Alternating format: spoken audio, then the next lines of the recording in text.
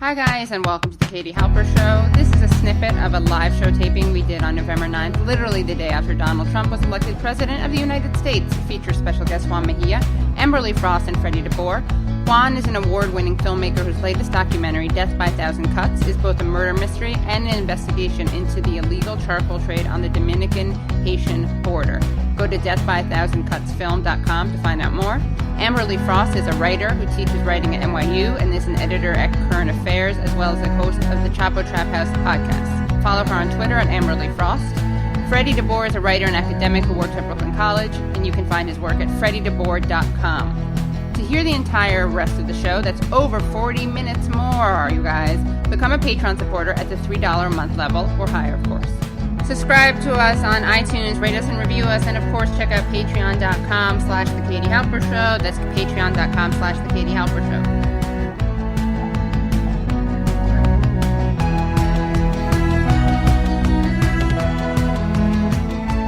Always on the air on WBAI at 7 p.m.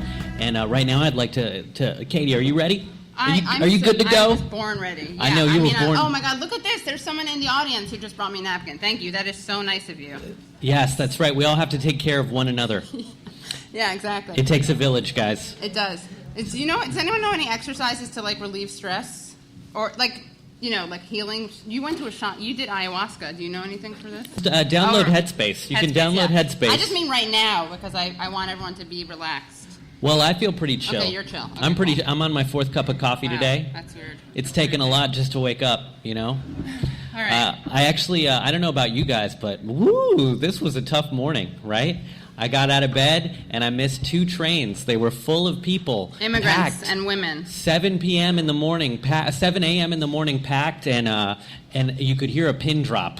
Just long faces. Just a multicultural ship of commuters, just sad. Not a single person seemed like they were excited about the results last night. And then I went to teach 60 little kids in New York City's public schools.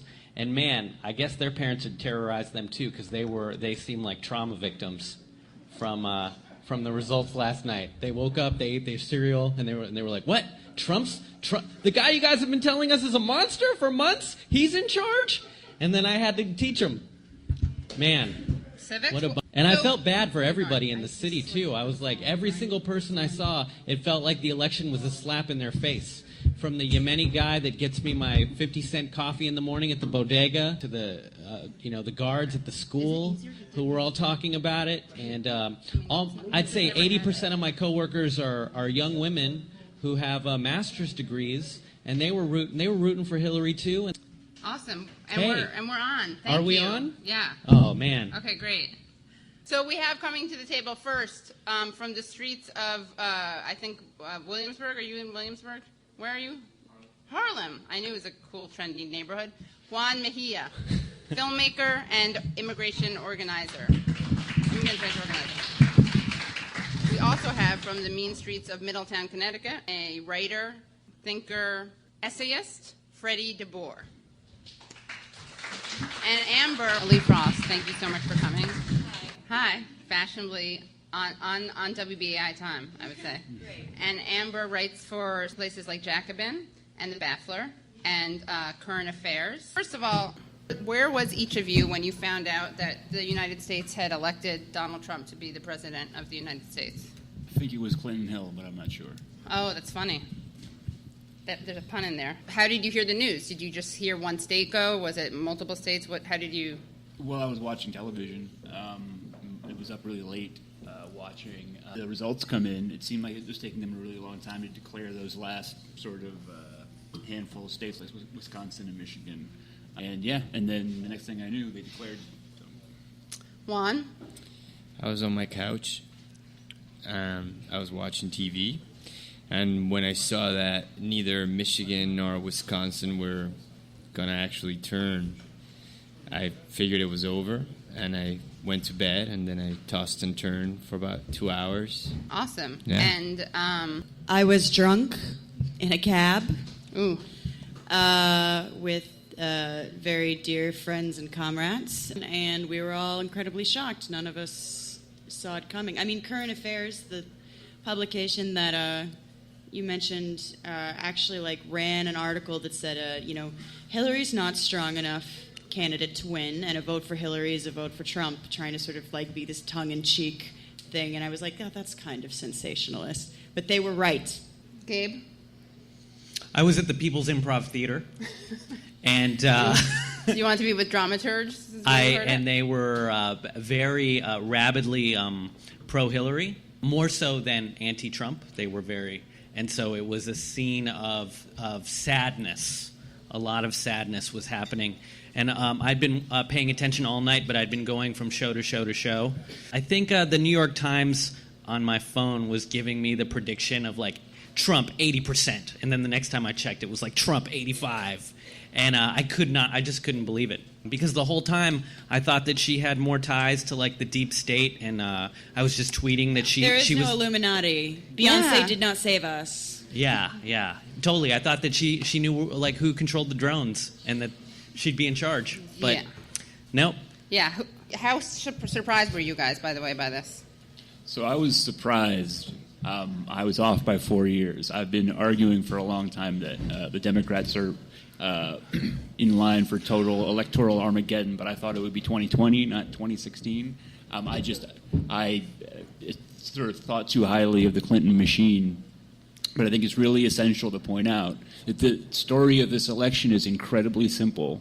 It's not complicated at all, which is that the Democrats nominated someone who was perhaps the least popular politician in the history of American national politics.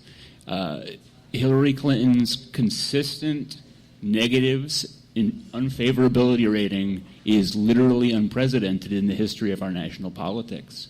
And that's who the Democrats chose to represent them in an election, and an election is a popularity contest. And so we can break this up, and I'm very happy to do so, to talk about the demise of Rust Belt unionism. Democrats should never lose Wisconsin. Democrats should never lose Michigan. Democrats should never lose Pennsylvania. I talked to some of the younger folk, and they don't tend to know that the Rust Belt was the Democrats' base. That was the blue wall. But because of the decline of unions and the fact that the Democratic Party has not fought for unions really at all, this is one of the obvious consequences. But at the very bottom of this is Democrats chose, with a uniquely dangerous opponent, to nominate the least popular politician in the history of American politics.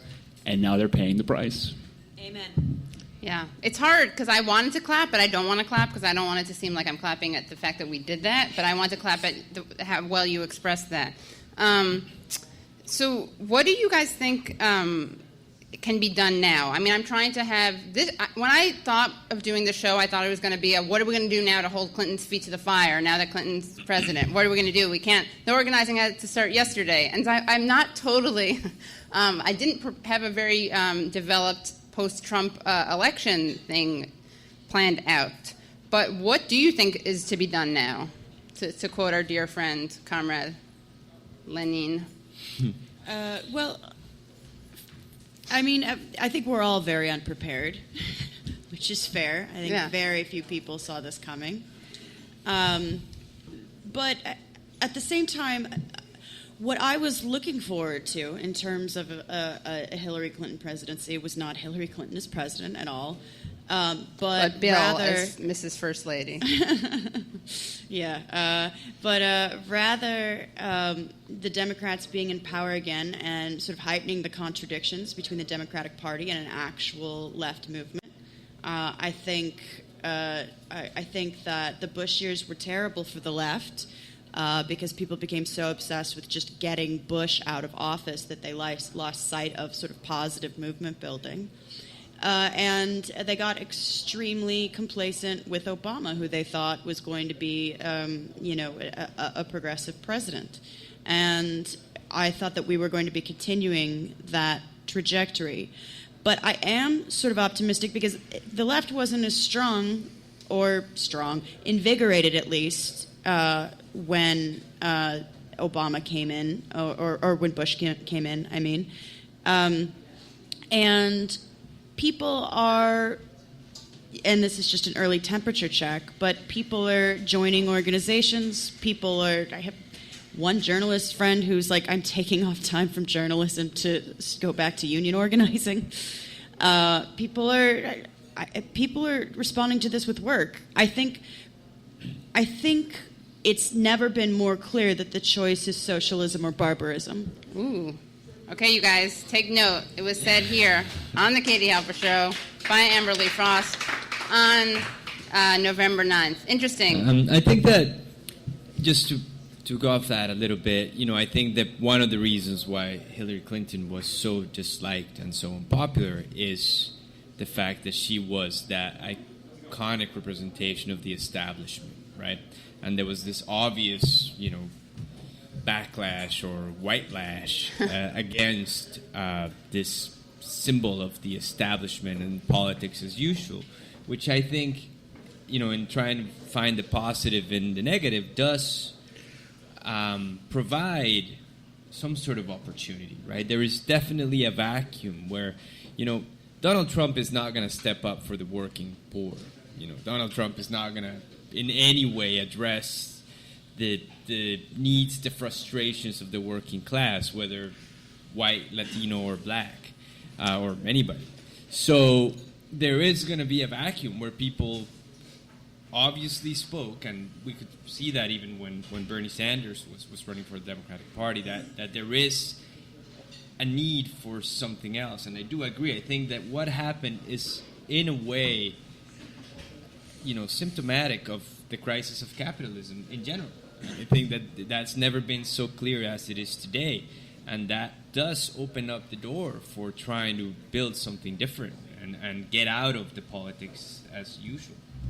I also think that one positive that can be taken from this, if they're smart, and I almost always bet against Democrats being smart, but this is the perfect opportunity for Democrats to recognize that. What is it that the Democrats can learn? To hear the rest of the show, over 40 minutes more, become Patreon supporters at $3 a month. Or, of course, you can give more and get a Katie Halper Show mug, calendar. Subscribe to us on iTunes, rate us and review us, and, of course, check out patreon.com/The Katie Halper Show. That's patreon.com/The Katie Halper Show.